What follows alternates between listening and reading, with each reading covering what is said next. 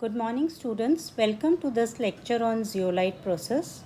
Like lime soda process, this is also an external treatment method which is used for water softening.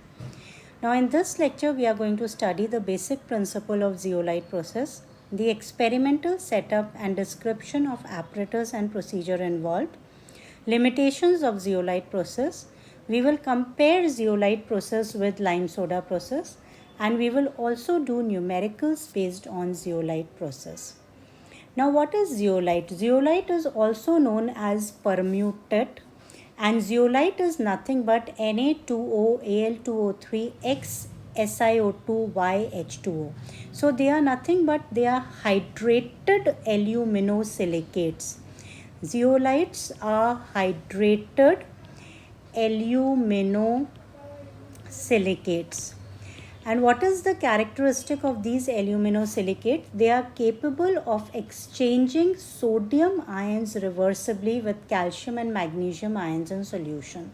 So what happens is that these can exchange sodium ions. That means this part is the polymeric network which remains as such, but this part can be exchanged. These sodium ions in blue, which I'm encircling in blue, they can be exchanged with the ions in solution. So that is why zeolite can also be written as, to express it for our purpose, we can write it zeolite is Na2Ze. Here Ze denotes the inorganic polymeric network, and in some books you will also find it as Na2Z. तो ये जो Zd या Z है ये zeolite का polymeric network denote करता है, और ये जो सोडियम है ये एक्सचेंजेबल आयंस डिनोट करते हैं. तो अब हम इसका प्रिंसिपल स्टडी कर लेते हैं. इसके प्रिंसिपल में क्या होता है कि जो हार्ड वाटर है उसमें कैल्शियम और मैग्नीशियम आयंस हैं. वो कुछ भी हो सकते हैं.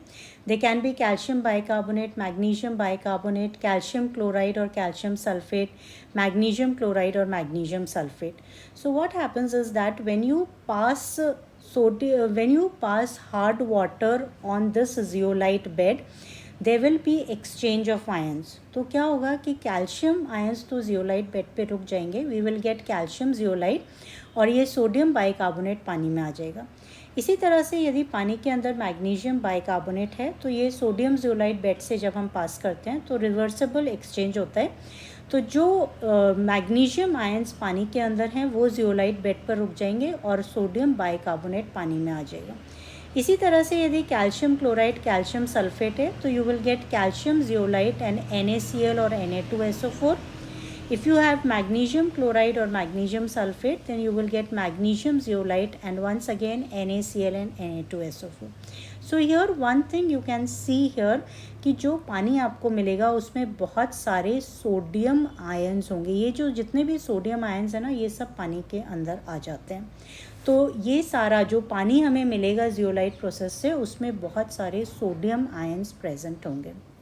अब क्या होगा, कुछ समय बाद अब जो बेड है उस पर number of zeolite ions fixed हैं, क्योंकि हम अभी जब एक्सपेरिमेंटल सेटअप देखेंगे तो आप देखेंगे कि जो हमने जियोलाइट बेड है उसको एक सिलेंड्रिकल स्ट्रक्चर के अंदर पैक किया हुआ है.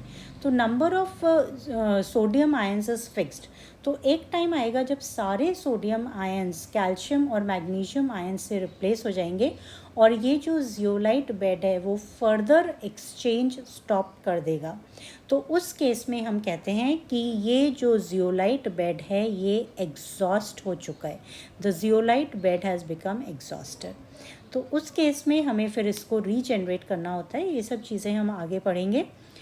बट यहाँ पर भी एक चीज़ याद रखने की है कि जियोलाइट प्रोसेस से जो हार्ड वाटर मिलता है उसे भी बॉयलर्स में यूज़ नहीं किया जा सकता है, क्योंकि उसकी भी रेजिडुअल हार्डनेस बॉयलर्स के हिसाब से कंपैरेटिवली ज़्यादा होती है. Now this is the experimental setup of the zeolite process. Now what is the experimental setup? You can see here, this is a cylindrical structure and the zeolite bed is compacted inside this structure. तो इस structure के अंदर zeolite bed है, नीचे gravel के ऊपर ये bed rest कर रहा है उसके नीचे क्या है कि देयर इज़ एन आउटलेट जहाँ से हम सॉफ्ट वाटर निकाल सकते हैं, और इस साइड में भी एक आउटलेट है। इसका पर्पस क्या है मैं आपको बताऊंगी। तो यहाँ पर अपर एंड पे एक स्प्रिंकलर से हम hard water, you can see यहाँ पे हार्ड वाटर अंदर आ रहा है, हार्ड वाटर को स्प्रिंकल करते हैं। ये हार्ड वाटर इस जियोलाइट बेड से पास होता है। यहाँ पर एक्सचेंज ऑफ आयंस होगा by virtue of these reactions. तो जितने भी सोडियम आयंस जियोलाइट बेड में हैं वो तो पानी में चले जाएंगे, और जितने भी कैल्शियम और मैग्नीशियम आयंस पानी के अंदर हैं वो जियोलाइट बेड पर रुक जाएंगे, और फिर हमें यहाँ से सॉफ्ट वाटर मिलेगा। After some time what will happen, जितने भी सोडियम आयंस हैं वो सारे आयंस, सी जियोलाइट बेड तो ये फिक्स्ड क्वांटिटी है, तो नंबर ऑफ सोडियम आयंस की भी क्वांटिटी फिक्स है। तो एक पर्टिकुलर टाइम के बाद सारे सोडियम आयंस पानी में आ जाएंगे और इस जियोलाइट बेड पे केवल कैल्शियम और मैग्नीशियम आयंस रह जाएंगे। तो उस केस में जब आप फर्दर प्योरीफाई करेंगे तो वो प्योरीफाई नहीं होगा, एंड उस स्टेज में हम कहते हैं कि जो जियोलाइट बेड है वो एग्जॉस्ट हो चुका है। अब उस एग्जॉस्टेड जियोलाइट बेड को हम रीजनरेट कर सकते हैं, और कैसे रीजनरेट करते हैं, बाय यूजिंग 10% NaCl सोल्यूशन। तो उसे 10% NaCl सोल्यूशन को ब्राइन कहा जाता है, और उस केस में रिवर्स रिएक्शन होगा। अब जो एग्जॉस्टेड जियोलाइट बेड है उस पर क्या क्या है, उसमें कैल्शियम जियोलाइट और मैग्नीशियम जियोलाइट है। जियोलाइट बेड के ऊपर कैल्शियम जियोलाइट और मैग्नीशियम जियोलाइट है, जैसा कि हमने पहला पढ़ा था। अब जब हम NaCl डालेंगे या ब्राइन डालेंगे तो उल्टा रिएक्शन होगा, आपको Na2Zd मिलेगा, और जो पानी है उसके अंदर कैल्शियम क्लोराइड और मैग्नीशियम क्लोराइड मिलेगा। तो ये जो पानी है इसे हम वेस्ट कर देते हैं, और ये जो टू सिंक लिखा हुआ है यहाँ पर, यही पानी, जो पानी हम वेस्ट करते हैं ड्यूरिंग रीजनरेशन, वो यहाँ से डिस्चार्ज होता है सिंक के अंदर और उसे वेस्ट किया जाता है। इसे वॉशिंग्स कहा जाता है। तो जो वॉशिंग्स हैं उसके अंदर कैल्शियम क्लोराइड और मैग्नीशियम क्लोराइड है, it is led to drain, इसे नाले में बहा दिया जाता है, और ये जो जियोलाइट बेड है ये वापस से रीजनरेट हो जाता है। उसके बाद इस जियोलाइट बेड को डिस्टिल वाटर से धोया जाता है। उसके बाद इसको ड्राई करते हैं and it is ready for reuse. Now here, if you know how much NaCl is used for regeneration, तो आप पानी का हार्डनेस कैलकुलेट कर सकते हैं। उसके लिए बिल्कुल सिंपल फार्मूला है, it is 50 into m into V2 into 10⁻³ upon 58.5 into V1। V1 क्या है, it is the total volume of water soften, जितना पानी आप एक बार के जियोलाइट बेड से सॉफ्ट कर सकते हैं वो V1 है। V2 है total volume of NaCl which is used for regeneration. M है the amount of NaCl in V2 and this has to be in grams per litre. तो यदि ये वैल्यूज़ हमें पता हैं तो हम हार्डनेस कैलकुलेट कर सकते हैं। हम ये निकाल सकते हैं कि हम कितना पानी इस जियोलाइट बेड से हम कितना पानी प्योरीफाई कर सकते हैं। तो ये जब हम न्यूमेरिकल्स करेंगे तो हमें क्लियर हो जाएगा। अब जियोलाइट बेड के कुछ लिमिटेशंस हैं, कुछ ऐसी कंडीशंस हैं जिसमें हम जियोलाइट बेड को यूज़ नहीं कर सकते। जैसे कि फॉर इंस्टेंस यदि आपका पानी टर्बिड है, पानी के अंदर टर्बिडिटी है, तो हम उसे जियोलाइट बेड से क्लीन नहीं कर सकते हैं, क्योंकि क्या होगा कि जो टर्बिडिटी है वो जियोलाइट के पोर्स को ब्लॉक कर देगी, और पोर्स को ब्लॉक करने के कारण उसमें से पानी पास नहीं होगा और जियोलाइट बेड इनएक्टिव हो जाएगा। तो यदि आपका पानी टर्बिड है तो पहले आपको उस टर्बिडिटी को हटाना होगा, उसके बाद ही आप उस पानी को जियोलाइट मेथड से सॉफ्ट कर सकते हैं। दूसरी चीज़ ये है कि यदि पानी के अंदर कलर्ड आयंस हैं जैसे मैंगनीज़ और आयरन, तो उन आयंस को हमें पहले रिमूव करना पड़ेगा। कारण ये कि ये आयंस जियोलाइट बेड से रिएक्ट करके मैंगनीज़ जियोलाइट और आयरन जियोलाइट बनाएंगे, लेकिन इसको हम ये रिएक्शन रिवर्सिबल नहीं है। तो यदि मैंगनीज़ और आयरन पानी के अंदर है तो जियोलाइट बेड को आप एक बार यूज़ करेंगे और उसके बाद उसको रीजनरेट नहीं कर पाएंगे, तो वो जियोलाइट बेड ख़राब हो जाएगा। तो इसलिए ये इम्पॉर्टेंट है कि जब भी मैंगनीज़ और आयरन जियोलाइट में पानी में प्रेजेंट हैं तो पहले आप उन्हें रिमूव करिए और उसके बाद उस पानी को सॉफ्ट कीजिए। तीसरी चीज़ ये है कि यदि पानी के अंदर मिनरल एसिड्स हैं तो भी हम उसे जियोलाइट मेथड से प्योरीफाई नहीं कर सकते हैं, सॉफ्टन नहीं कर सकते हैं, क्योंकि जो मिनरल एसिड्स हैं वो जियोलाइट बेड को डिस्ट्रॉय कर देती हैं। चौथी चीज़ ये है कि इस मेथड में हमने देखा कि खाली कैटायंस रिमूव होते हैं, इसमें एनायंस रिमूव नहीं होते। तो जो पानी आपको मिलता है, जैसा कि मैंने पहले आपको दिखाया था, उसमें बहुत सारे सोडियम आयंस होते हैं। उसमें सोडियम कार्बोनेट होगा, जैसे हमने ये रिएक्शंस पढ़े थे, उसमें सोडियम कार्बोनेट होगा, सोडियम क्लोराइड होगा, सोडियम सल्फेट होगा। तो उसमें बहुत सारे एनायंस प्रेजेंट रहते हैं, बहुत सारी चीज़ें प्रेजेंट रहती हैं, जिससे कि पानी बॉयलर के लिए उतना उपयोगी नहीं रहता है। पानी के अंदर सोडियम बाइकार्बोनेट है तो वो NaOH बना देगा पानी में, तो इसके NaOH से कास्टिक एम्ब्रिटलमेंट होगा। तो treated water contains more sodium salts, so that is this thing. तो लास्ट चीज़ ये है कि इसका जो प्लांट है वो बेशक कॉम्पैक्ट है, लेकिन उसकी कॉस्ट काफ़ी हाई है, क्योंकि जियोलाइट एक इनऑर्गेनिक पॉलीमर है जो कि काफ़ी एक्सपेंसिव है।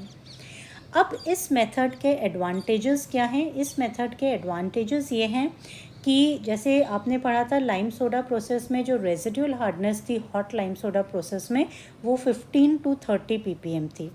यहाँ पे रेजिडुअल हार्डनेस 10 ppm होती है। यहाँ पे एपरेटस कॉम्पैक्ट होता है, स्पेस कम चाहिए होती है। क्लीन प्रोसेस है। लाइम सोडा प्रोसेस में बहुत सारा स्लज बनता है, उस स्लज को डिस्पोज करना अपने आप में एक प्रॉब्लम है, लेकिन यहाँ पे कोई स्लज का फॉर्मेशन नहीं होता है। लाइम सोडा प्रोसेस में आपको बार बार कैलकुलेट करना पड़ रहा था कि कितना लाइम चाहिए, कितना सोडा चाहिए। यहाँ हमें कैलकुलेशन की ज़रूरत नहीं है, तो इसका मेंटेनेंस और ऑपरेशन काफ़ी आसान है। अब लाइम सोडा प्रोसेस को यदि हम जियोलाइट प्रोसेस से कंपेयर करें दोनों को, तो ये है कि जो जियोलाइट प्रोसेस है उसमें आपकी जो रेजिडुअल हार्डनेस है वो 10 to 15 ppm है, यहाँ पे 15 से 50 ppm है। जियोलाइट प्रोसेस महंगा है, ये सस्ता है। जियोलाइट प्रोसेस की ऑपरेशनल कॉस्ट, रेकरिंग कॉस्ट कम है, क्योंकि इसमें खाली NaCl की ज़रूरत पड़ती है। यहाँ रेकरिंग कॉस्ट ज़्यादा है, क्योंकि यहाँ पे आपको बार बार केमिकल्स डालने पड़ेंगे, लाइम डालना पड़ेगा, सोडा डालना पड़ेगा, कोएगुलेंट्स डालने पड़ेंगे। ये एपरेटस कॉम्पैक्ट है, इसमें ज़्यादा स्पेस नहीं चाहिए, लेकिन इसमें स्पेस चाहिए। इसमें से हम ट्रीटेड एसिडिक वाटर को ट्रीट नहीं कर सकते हैं, लेकिन यहाँ पर हम ट्रीट कर सकते हैं। हमने पढ़ा था पानी में एसिड्स हैं तो क्या रिएक्शन होगा। इसमें हम टर्बिड वाटर को ट्रीट नहीं कर सकते हैं, लेकिन यहाँ हम टर्बिड वाटर को ट्रीट कर सकते हैं। वो प्रेसिपिटेट हो जाएगा, हमने कोएगुलेंट्स डालें तो वो प्रेसिपिटेट हो जाएंगे और वो निकल जाएंगे। लेकिन यहाँ पर यदि टर्बिड वाटर है तो आपको पहले टर्बिडिटी को रिमूव करना पड़ेगा और फिर यूज़ करना पड़ेगा। जियोलाइट से जो आपको पानी मिलता है जियोलाइट प्रोसेस से, उसमें बहुत सारे सोडियम सॉल्ट्स प्रेजेंट होते हैं, लेकिन यहाँ पर ऐसा नहीं होता है। तो जो सोडियम सॉल्ट्स हैं वो कंपैरेटिवली कम होते हैं, और वो कब होंगे? जबकि आप एक्सेस लाइम या एक्सेस सोडा डाल रहे हो। यदि एक्सेस सोडा डाल रहे हो तो NaOH बन जाएगा, अदरवाइज़ पानी में सोडियम सॉल्ट्स नहीं होते हैं। यहाँ पे जो रॉ वाटर सॉफ्टेंड है उसमें सस्पेंडेड इम्प्योरिटीज़ नहीं होनी चाहिए, टर्बिडिटी नहीं होनी चाहिए, अदरवाइज़ हमने लिमिटेशन में पढ़ा था जियोलाइट बेड काम नहीं करेगा, लेकिन यहाँ पे ऐसा कोई लिमिटेशन नहीं है। ये फुली ऑटोमेटिक ऑपरेशन के लिए डिज़ाइन किया जा सकता है। यहाँ पर फुली ऑटोमेटिक ऑपरेशन के लिए हम इसे डिज़ाइन नहीं कर सकते हैं। जियोलाइट प्रोसेस में कोई स्लज नहीं बनता है, तो ये क्लीन प्रोसेस है। लाइम सोडा प्रोसेस में स्लज बनता है, और उस स्लज को डिस्पोज करना अपने आप में एक दिक्कत है, सॉलिड वेस्ट हो जाता है बहुत सारा। तो ये कंपैरिजन है। Now we will take up few numericals based on lime soda process. ये न्यूमेरिकल्स बिल्कुल डायरेक्ट हैं, आपको फॉर्मूले में वैल्यूज़ रखनी है and you will get the answer. तो a zeolite softener was used to remove the hardness of 95,000 liters of hard water. The softener required 475 liters of NaCl containing 18 gram per liter of NaCl for regeneration. आपको hardness निकालनी है in ppm। आप formula रख दीजिए, hardness is equal to 50 into M into V2 into 10⁻³ upon 58.5 into V1। V1 क्या है? It is the total volume of water soften which here in the question is 95,000 litres. V2 क्या है? It is the total volume of NaCl solution used for regeneration, जो कि इस question में 475 है। M है amount of NaCl present in V2, जो कि यहाँ पे 18 है। बस आप ये सारी वैल्यूज़ प्लेस कर दीजिए डायरेक्टली। 50 m की वैल्यू प्लेस की हमने, V2 की वैल्यू प्लेस की, V1 की वैल्यू प्लेस की। जब हम सॉल्व करेंगे तो हमारा आंसर डायरेक्ट ppm में आएगा। तो इसकी वैल्यू आती है 76.92 ppm। तो जो न्यूमेरिकल्स हैं वो बिल्कुल डायरेक्ट हैं। इसी तरह से दूसरे न्यूमेरिकल पे आ जाते हैं। An exhausted zeolite softener was regenerated by 325 litres of water. यहाँ V2 की वैल्यू 325 दी हुई है। NaCl containing 60 ग्राम पर लीटर ऑफ NaCl, M की वैल्यू 60 ग्राम पर लीटर दी हुई है। How many litres of hard water of hardness 250 milligram पर लीटर। 250 मिलीग्राम पर लीटर का मतलब है 250 ppm।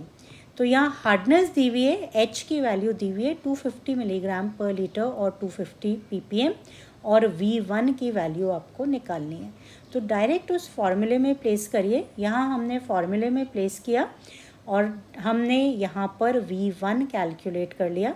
तो M की वैल्यू आपने रखी, दिस इज 60, V2 की वैल्यू 325 है, V1 हमें निकालना है।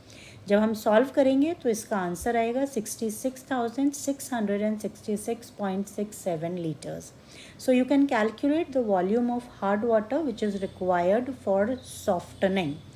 So this is all about the lime soda process used for softening water. This is the book that I have referred to. This is the back cover of the book. These are the links which I will provide in the description box. So thank you students. This is all for today.